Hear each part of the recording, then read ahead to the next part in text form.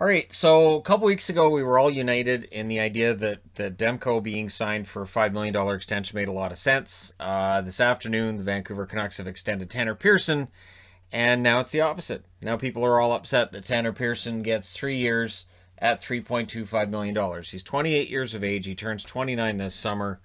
He's got 6 goals and 5 assists, and I've seen all the fancy charts and everything. Last year, he had 21 goals and 24 assists for 45 points. Here's how I see it. There's not much of a market for Tanner Pearson right now, obviously, right, with what the Canucks are going through. The Canucks wanted to keep the player. He wanted to stay here. He does take $500,000 less in a cap hit than he was making going into these contract negotiations, and it's a 3-year deal.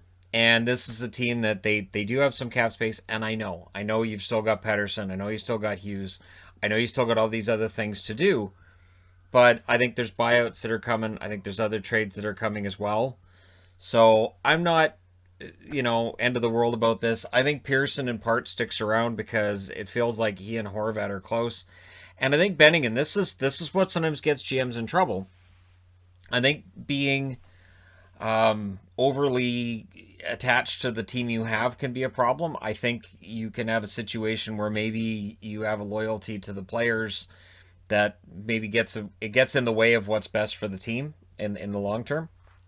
So Pearson's sticking around. I'm okay with it because I remember last year he was pretty effective. He was pretty effective in the playoffs as well, and I do believe he can get it back. I'm not gonna get too upset because we haven't seen the rest of what's gonna happen yet. So while there's a lot of rage and upset in Canuck land right now, I'm not there.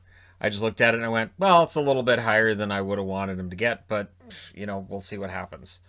I do think this is a sign, though, too, that, Benning's job isn't in any trouble. This is still going to be Benning's team next year. From what Francesco Aquilini's said previously on the matter, I don't think there's any risk of Benning losing his job, which, again, for Canuck fans, I know that almost everybody's on the Fire Benning bandwagon. And I've been on it myself, and I'm not sure where I'm at right now because honestly, with what's gone on with the Canucks, with the fact that they did kind of turn it around and they seem to be doing well, and then Winnipeg came in and smacked them down again. I don't know. And coming out of this season, we'll get a better idea of where they're at next year and all of that. But again, you still have to sign Pettersson, you have to sign Hughes, and we'll see how it goes. They got a good contract with Demko. Maybe they can get good contracts with Hughes and Pettersson as well. Montreal news, Carey Price is out until next week. That's the news, and we'll see if it extends beyond that. We'll see if Carey Price is going into Freddie Anderson territory and he'll just be out for a while. But much like Toronto, Montreal does have a backup goaltender they believe in, and they have some goaltending depth with Caden Primo being able to start a game here and there if it's needed. So I don't think there's any need to panic. My honest opinion on it is this. Montreal right now is pretty much a lock for fourth place at worst, right? You want to make sure Price is as healthy as possible going into the playoffs. You really do. You have to have a healthy Carey Price going into the playoffs, or your chances of securing a first-round upset, they take a serious hit. We'll see what happens with Carey Price as the weeks roll on here. David Savard is a healthy scratch tonight for Columbus, and it's likely he's going to get traded. It could happen tonight. It could happen very, very soon because, of course, on Monday is the trade deadline. I'll be interested to see what they get back for Savard. I don't think it's going to be a lot, and I think that's part of coming back to the Pearson thing. I think that's part of what Vancouver might have looked at and said, we're not going to get that much back for Pearson anyway. I do think that at this time of year, it's fascinating how the expectation is deals, and sometimes the team that doesn't make any trades is the one that does pretty well. Now, of course, Tampa made a couple of really smart moves last year that helped them get over the top and get a Stanley Cup, but in other years, that just hasn't been the case. So we'll see this year if it's the team that adds at the deadline or the team that doesn't that ends up going on the run. But for Columbus, them selling off Savard isn't really a huge surprise. I'll be interested to see who else goes from the Columbus roster. And then for New Jersey.